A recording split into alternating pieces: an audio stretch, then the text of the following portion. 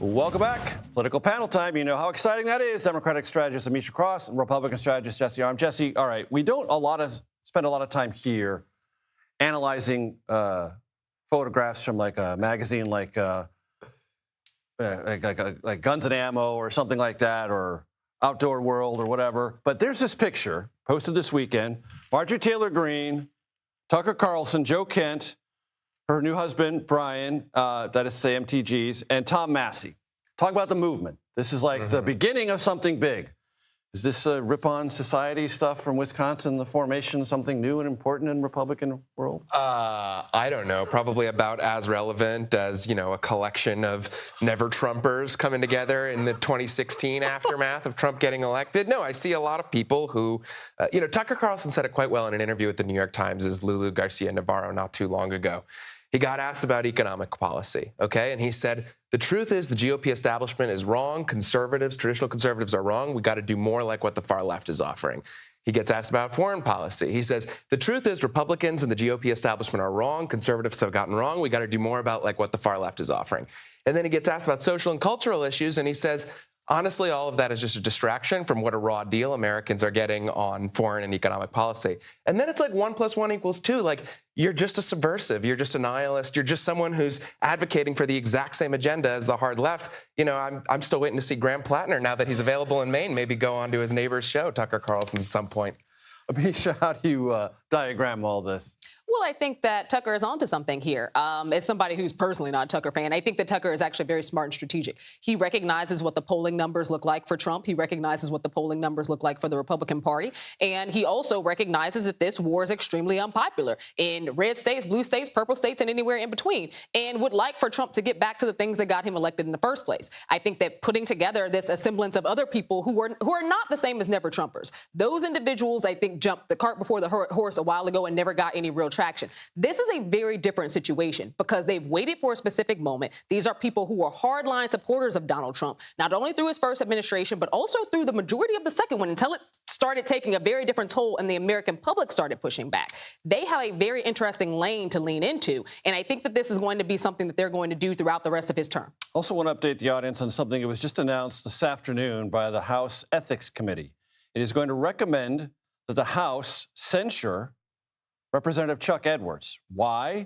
Because the committee has decided, based on its investigation, that Edwards violated House rules related to sexual harassment and hostile workplaces. Jesse. Seems bad. On its face. Yeah, it seems bad. Obviously, there's more and more of this kind of behavior coming out about elected officials. We'll have to see what the details of the investigation bear out. But obviously, this is more negative press that GOP members of Congress do not need heading into an election cycle that is already proving to be quite turbulent for them. Amisha? Men will be their own undoing. Unfortunately, for many, there were no lessons taken from the Me Too movement, and we keep seeing more and more amplified behavior. I would argue that we have a president in the White House who has time and time again, even when faced with his own behavioral issues when it comes to women's sexual abuse and sexual assault, has been somebody who continued to rise. So many people within his own party feel as though they will as well. Even though in this case, we have not necessarily heard specific, proven allegations of sexual assault or sexual abuse, what we do see is a very legitimate pattern of what is called love bombing by somebody who was in a position of power and who utilized that for a lot of people who were just getting started in their careers. It's objectionable behavior on its face. It also says something, I think, that should send shockwaves across multiple sides of the political aisle and spectrum. Young women should be allowed to enter into government fields, should be allowed to enter into social justice or other justice-related activities without necessarily having to fall under the weight of men who cannot control themselves or their urges. What's at stake in Michigan tomorrow, Jesse, from your perspective? Well, a lot. This is my home state, so I'm obviously paying very close attention to it.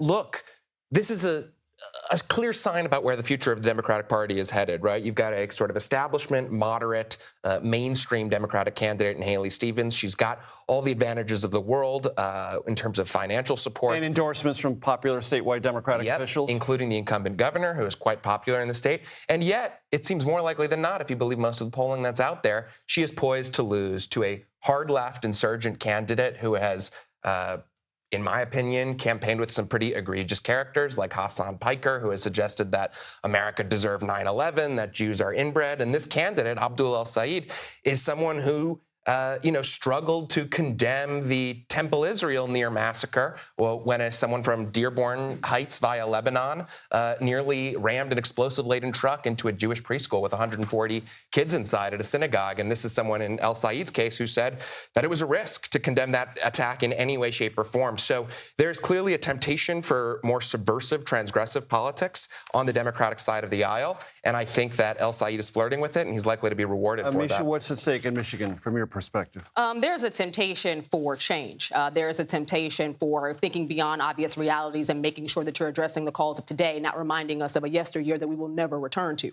What El Said has done, and he has done strongly, is showcase a path forward in healthcare, a path forward in education affordability, a path forward in housing affordability. And he is speaking to a generation of people who want to see affordability not only as a platform issue, but want to move into what that actually looks like in real time and not have status quo politics. And unfortunately for his opponent, she is literally running a campaign that might have worked in 2016, possibly 2014, but damn sure does not work in 2026. Amisha Cross, Jesse Arm, thank you very much. Appreciate it.